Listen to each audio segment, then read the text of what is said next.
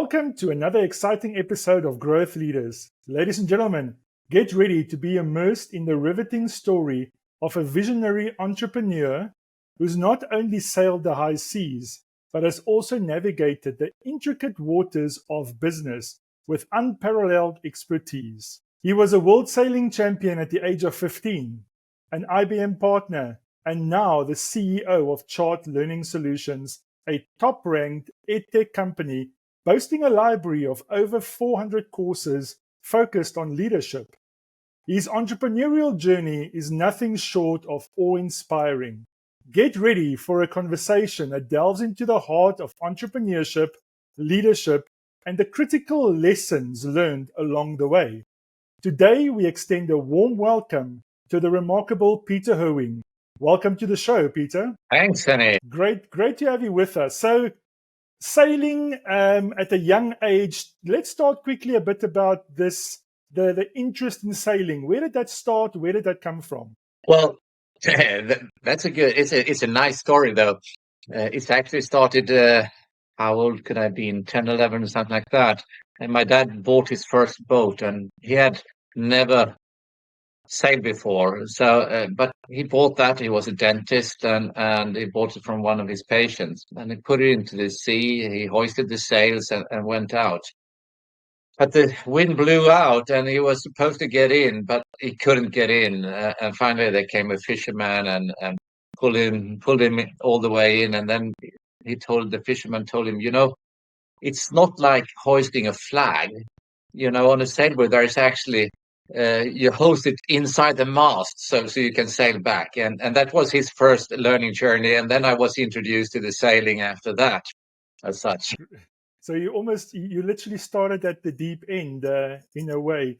That's always something that fascinates me.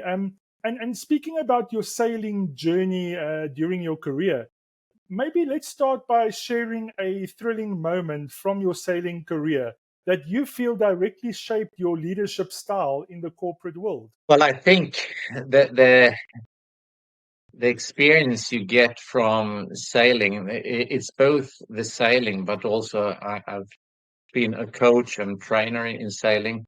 So fairly early on, 15 years old, I was fortunate to become a world champion in team sailing. Then a few years later, I moved to the United States to study senior high. And at that time, I left the sailing. And when I came back, it was really rough to get back to the absolute top. So at that time, I wanted to continue, but I went in to become a regional, then also assistant national trainer. I actually also wrote my first book in how to become a great optimist dingy sailor from start to advanced competitor. Sailing is one of those sports where you don't have 1 or 10, but you actually have thousands of parameters because you have everything on the boat, all the trimming, it can maybe a millimeter or centimeters, etc. for the rig and how you tune it. But then you have all the competitors, the starting, how you move there. And then you have the strategy with winds and currents and land and clouds and everything, and all these needs to come together. So from the sailing, you can actually learn to think and navigate. And the coaching and the trainer, having young people, was a really fortune to have. I've had so many presentations, and not only in Sweden, even internationally, at a young age of 18, 19, 20, 22, doing these, both coaching on the sea and then doing all those sessions afterwards and in the weekends. So I think that put the basis of me moving fast forward in my career, since I was only 29 years old when I became a managing director. And I think that's a great story because I think often people have the perception of I'm not experienced enough. I'm not the right age yet. Thinking back to that time when you were always young in a sport where it was more seasoned competitors, or in business at age of 29, being in a leadership position. If we think about that, in particular, you being in the leadership role, what is some of the leadership tricks or critical skills that you felt was universally effective, no matter whether it was on the water or in business at a young age? Well, since I was 29 years old, I was 27. I started off by IBM, and then I became sales and marketing director in another company. And then actually it was the CEO of IBM who called me and said, well, we have one of our important partners, wonder if I want to become a managing director for that. The company was 50, 60 people in diverse places. And the first thing I did, I concluded I will not have the right amount of experience. So I recruited one guy, he was 55 years old, and I recruited a woman to come into the management team because I thought I need to have a more comprehensive picture of the decision to be taken. But rather on, I mean, there are two things which are important. It is really the customer journey. Try to understand them and make sure they excel by your solutions, and the other is to work and be part of the team for your employees. So, and that has, of course, grown over the years in experience as such. But those are two Yes. critical things. Now, Peter, I'm loving the fact that we're having these analogies between business and sport, and I know that you love skiing as well. Maybe also tell us a bit about how, I mean, I can just imagine in both sailing and skiing, the word adaptability, I think, is key in both of those sports. And maybe your experience, adaptability as a leader, why is that important, and what lessons have you learned around being adaptable? You know, I do a lot of sports, so there's multiple sports of that. But when you do those stretches, as an example, I put a target when I was 30 years old. I should sail over the Atlantic before I was 40. I put up an early age. I wanted to climb Kilimanjaro, and there was another objective to do the Chamonix-Zermatt hot route also. There is something which is really important by these things. First of all, is when you set yourself in when you have a thought, then it suddenly becomes part of your subconscious, and you know that that's something you want to do. It's actually the same with short learning solutions coming on later, but you move towards that. You meet people, you read articles because you know you want to climb that mountain or you want to do, but the time may not be right. And suddenly it's right. And climbing Kilimanjaro, for example, or sailing over the Atlantic, the most important with that is you actually get a reflection time. Not only doing the sailing, etc., but you get such a longer stretch of time that you can actually think back, what are we doing well? What is working? What is not working? You may do personal reflections on, everything. And that time is so important. And I think it's important for every leader to get the reflection time. That could be that you do your evening run or your morning run. And that's really what I see with these stretches or objectives that, yeah, I want to do that. So Kilimanjaro, and a word that pops up for me is probably resilience, that you need, not giving up, putting one foot in front of the other, keep going. What's been the biggest thing that you've learned there, in leading an edtech company? That, if you think back to Kilimanjaro, resilience, what's been some of your key learnings now in an edtech company with chart learning solutions? Well, I'll make that a little bit more generic because everyone who's building a company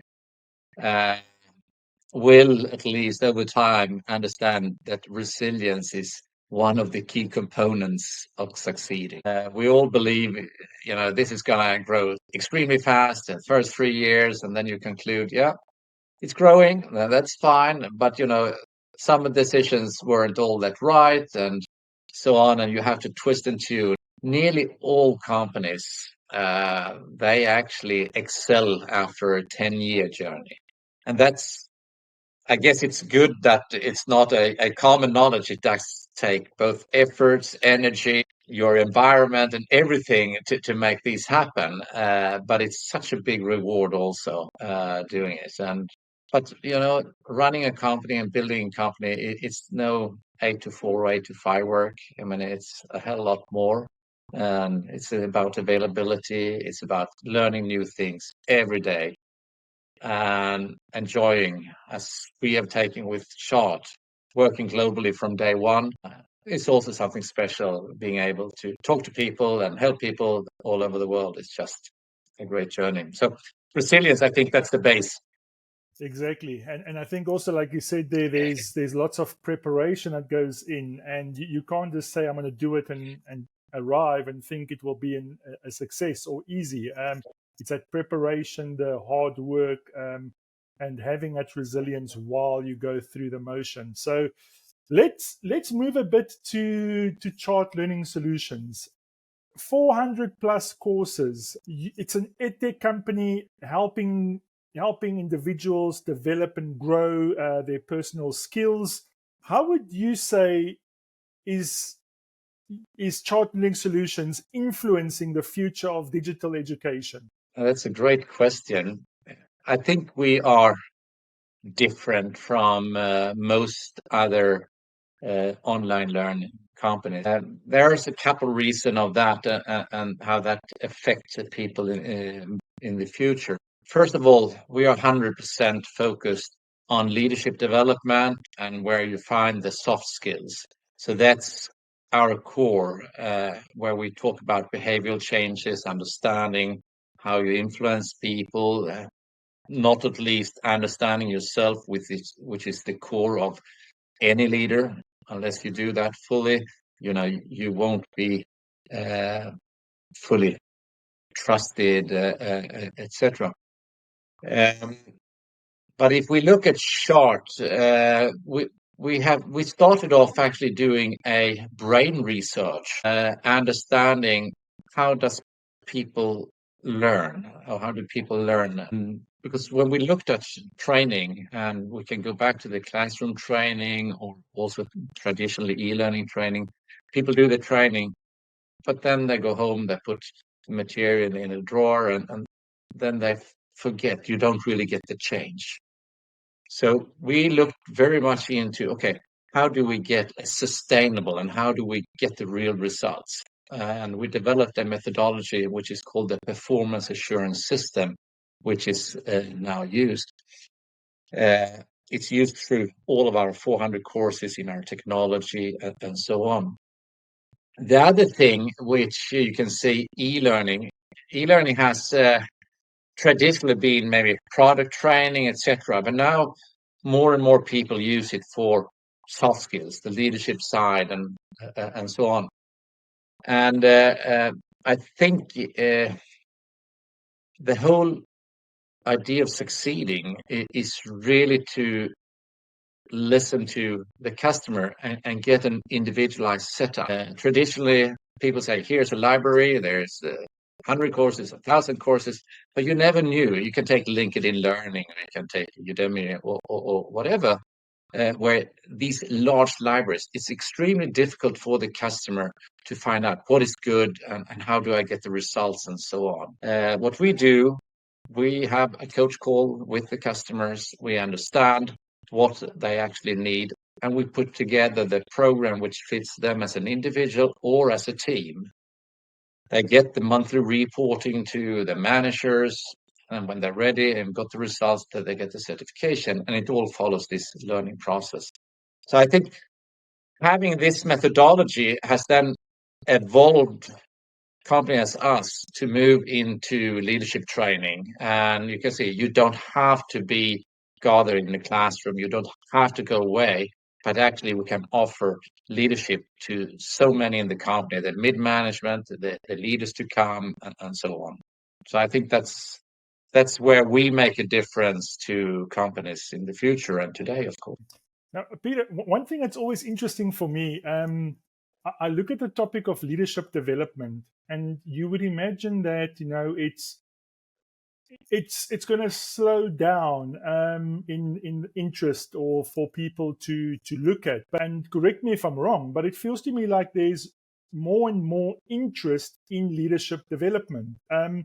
Why do you think that is, that developing your leadership skills are so important for people out in the world? Well, I think we make this mistake also. We call it leadership development, but in principle, it is from a company perspective, it's an employee development and it's people development as such, because there are so many skills which are life learning skills in leadership. I think the earlier you can get that in your own skill set, the more successful you will be. One of these skills is time management. And I still said, when I started at IBM, then that was actually the very first course that I did with them. And I still follow it every week. I have my sheets, I have my A/B prioritization privately and at work. And without that, I wouldn't be able to run companies, to do all my sports and have structures, keep the family together and all that. And that's just one example, the impact as one training can do. And that is also one of our more popular trainings, which we provide to people in companies. And I think you're spot on. I think people forget about the fact that you're not only a leader in an organization. What about your family? You're a leader in the family. You're a leader in your community, where you're part of a social club or a committee, a sporting environment. So it's often taken for granted. Like, you're actually part of a bigger community of a group of people or a team, and that leadership skills are always essential. And then as you just mentioned, and what's important when we talk about employee development, it has to be affordable. So the old model where the leaders went away to a place, they had the leadership training, etc., it was very costly. Not only just the courses, etc., but having the people in a hotel or in a place, the food, it's the wine, and all that. Now, with the right learning model behind, everyone can actually use this and make sure it's within each and every budgets, and that is really where we can make a difference. And so if I look at your course, or your courses that you have available online, I would imagine that there's a technology behind the scenes that obviously users will access to consume the content. Can you tell us a bit about the technology behind taking a course? Well, the technology, we are specialists in developing courses, and we are using the leading suppliers behind to get tool, making sure we are utilizing latest in artificial intelligence, and make sure we always have the latest, so the customer easily can understand. So that is one part of developing the courses. The other one is really having the technology to set up the individual journeys, because that's where each and everyone, we have different skill sets, and we should focus on those skill sets where we can be better on, and of course we should enhance those where we already are strong. Yeah. And I've also, I know that you are very, very particular on having a partner model and coaches involved, which basically you have globally all over the world. Now, when you have people like that on board, partnering with you, I mean, it's across time zones, it's across different cultures. How do you actually make sure an audience like that are all on the same page? What's some of the key critical success factors you find to making sure these partners and coaches are on the same page? Yeah. That's an interesting question, because I think we have to back one step before answering that, and that is how we have built short learning solutions. The idea when we built this was it should utilize the technology. It should be independent on where we are in the world. And of course, I've been happening to travel all over the world. I've been chairman in 15 different countries and so on. So I knew it was possible. And when we decided upon go a partner strategy or an affiliate strategy, then they could actually be everywhere. And what is important when you have a spread community or spread employees, as we also have, it is that you build trust. That's the whole basis, and that you have a clear communication and that you have a follow-up, because these link together. So unless you do the follow-up, things will go out and will not be done. But if you have that and build the trust, and it's very clear, we don't micromanage people either, but we give them an ID, an objective, and then if they don't do it immediately, but actually teach them, use us as a dialogue partner instead of asking, okay, how should we do that or how should we do that? Because that's not the way to build a cloud-based company. You have to build your own skills, and if you want to discuss, come with one of your own solutions, and then we'll discuss that and see if that can work out. The same goes with partners. I mean, each and every partner has their own skill, and we try to deliver our terms and conditions, our model to fit into their business model, so they can enhance. They may be good at sales, and then we have additional training in the sales or in the leadership, so they can expand their portfolio. So that's one type of partner, which we call the gold partners. And there are other partners which are aggregators, and we are working with all of the large ones, and we are very successful together with them. But it's another business model, and we try to adopt to each and every partner to make them successful, and then we provide them with great tools and content. Right. And so obviously being in the technology space and in the edtech space, I can imagine innovation is a massive thing to stay on top of. Now, looking at you are aware and alert of developments and trying to stay in touch with innovation. I think what motivates you to make sure that you really are on top of innovation? I mean, 400 courses, you can easily sit back and say, we've done it, we've arrived, we are happy, we are content.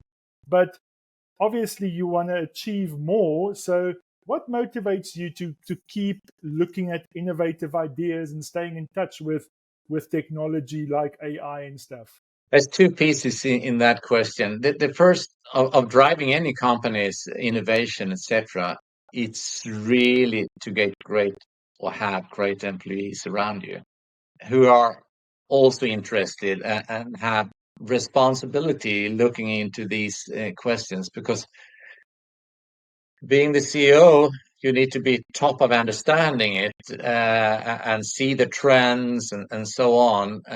But really deep diving, you just have to have the employees grabbing that and being proud of their work. But I think back in the 80s, when I worked for IBM, I could see every quarter, every half year, there were changes coming. And that was technology changes. And those who have been working for IBM, they know that there was also organizational changes and so on. And that has continued. And today we are moving, I would say, even faster in the development. And we just have to be on top and provide the greatest solution for each and every customers. We have to cooperate with partners to complement our own technologies, because we cannot do everything ourselves anymore. We just have to be absolutely specialized in what we do, and then we bring on partners to provide the best possible solution to the end customer. And that's amazing, because I mean, if I just look at the rate of innovation, and I noticed the other day where people were talking about AI and all these things, and they said, you must remember that the technology is currently the worst it will ever be. So that I'm hearing a lot about AI, VR, all of these things happening in education, and I'm always curious on people's perception on that, because I think there's, like with anything, there's a place for everything and a time for everything. How do you see soft skills development, and in particular leadership development? How does that fit into the world of VR and AR and all of these things? Our responsibility as an education technology company is to be early adopters, to try and understand how these tools work. We were the same with VR. We have tried it out. We see good feedback, but it's also costly. And in the end, we have to provide a cost performance. So I think the VR will have its place. I'm not sure as of today that it will dominate the soft skills area. It's a complementary way to do it. If we talk generic about AI, I think it's right now, I mean, we have to adopt to it and use it as a tool to improve and to create ideas to all what it's good for.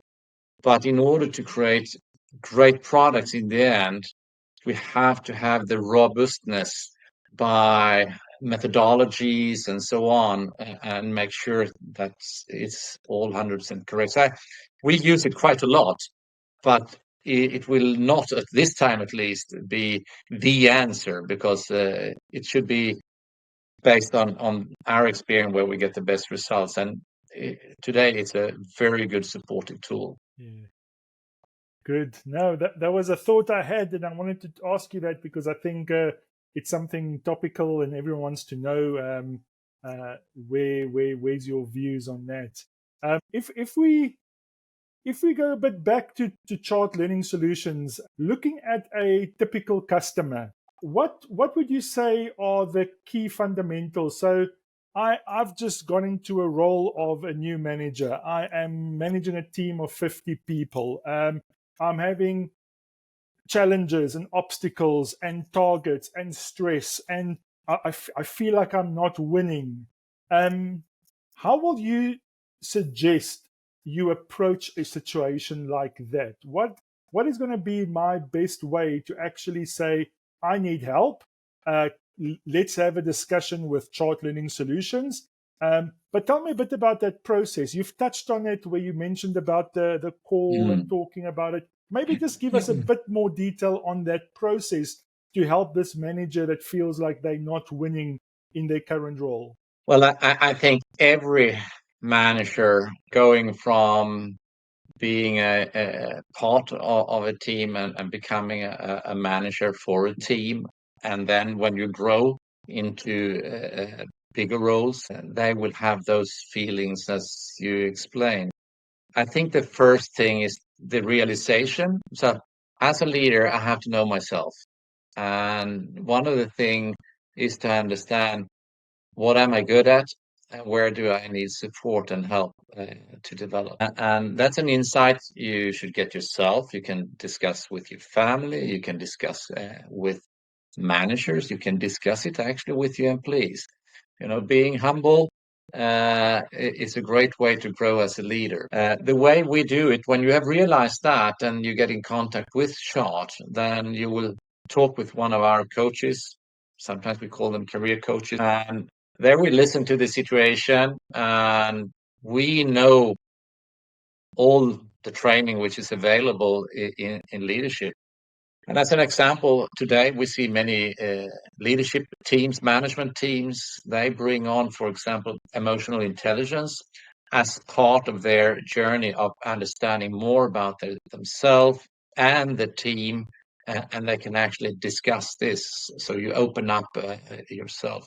But the discussion with the individual, maybe the person's manager, will give us, and then together they may have an insight. Yeah, I have these things here. We have a pre-set up which is called Master Essentials, which is really 4 courses Or if we take a little bit bigger bite, strategic proficiency, which is the most common, then we put together 8 different courses, and then we put on a journey, which is normally 8 to 12 months. Because it's this journey, getting into the rhythm and start learning, inform your team that I'm taking this on, have a dialogue with them, because they are as interested as you are to develop as an individual and as a leader. So I think that is really important. In addition, we do have what we call the mentoring and coaching sessions. So many customers sign up for X amount of mentoring sessions where they can use us as a dialogue partner, maybe in whatever topic. Maybe they should do presentations, or they have their performance appraisal calls or whatever. And before they do that, have this mentoring call. We can give input where it's needed, but many times it's more to listen and minor guidances, and the answers are there, but then they feel that they are ready to go. So that's our methodology to do this. And that means if one had done and they see the results, or a team has done it, then it moves to a second team, a third team, and so on. And then people start to talk together, and you grow as an organization a lot. And it's again having that courage, like you mentioned, to say, I am not good in certain areas. I need to develop that. And I can reach out to an expert to have an open and honest discussion, and getting good advice and being able to determine a correct path or a journey that we want to embark on. I think that's also the thing often, and I would like your comment on it. What I see, people often look for a one fix wonder. They want to go, we have a problem, we must fix it now, with one intervention or solution. People are often not patient enough to understand it's a journey, it's a process that you need to embark on, to implement change or creating a new team culture, etc. And maybe also another question, while we're talking about culture, traveling across the globe and working in multi companies, what's been the key successes you've seen with managing multicultural teams, or the challenges and some of the key successes you've noticed managing multicultural teams? Oh, there are so many learning journeys in that. And I won't dive into all those, because then we're going to talk for another hour here. Understanding culture is so critical for any leader. And today, most or many companies have diverse workforces, which is the way to get most out of any team. But you as a leader, you have a responsibility to understand different cultures. I mean, you can look at the Nordics. Here we have Sweden, Denmark, Norway, Finland. I promise you, we got 4 different ways to make decisions. And I've been CEO in Norway, Sweden, in Finland, and I've been chairman in Denmark. And it's 4 different ways. And I had a 200 people company in Finland I was running, and we were doing a big change management. Then I couldn't get them to run. I was used to, I've been doing a lot of change management work, until we had, I think it was the 3rd board meeting. I said, guys, now this is a decision and it should be ready by 2 weeks and that and that. And then we got the full team, and we had one of the best changes. But the difference here, if you take a Swedish decision making, it's what I can call implicit. So we talk about something, and then people understand, yeah, this is what needs to be done, and you don't have to say, this is a decision, go. Finland has an explicit decision making. So there's no implicit at all. We say, no, this is a decision, and we go. And then you have Denmark, they say yes, and then they do something else. So then you have to have another influence techniques. If you go to the Asian market, where you also have many times Chinese influence, then, it's not always the managing director makes the right decision. Then you have to treat that in a certain way, because so they don't lose their face, and so on and so on. So it is a very, very important thing, and those are also things we support within Sean. Yeah, it's a very important element, and like you say, understanding the cultures and knowing how to fit in. I'm sure was a big learning curve for you across when you were working globally. Yeah, understanding how do I fit in here, how do I fit in there to actually embrace the culture. Must have been a fascinating journey for you. Yeah, you can take Germany has its own culture.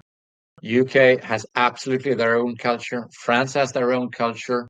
Spain has its. And we can go through US, not at least, have a much more authoritarian culture than many parts of Europe and so on. So you just have to learn that, and there's a lot to be read about it, and then of course you need to practice. Try to be And prepared and be humble. humble. That's fantastic, Peter. So, Peter, I'm loving our conversation. Is there anything else you want to share about your journey with building chart learning solutions that you really found, if you look back, that you found as a critical part of the success today of chart, and also maybe personal lessons that you had along this journey? Anything in particular you want to share on top of what you shared already? Well, I think I took a decision. I have 3 kids and family.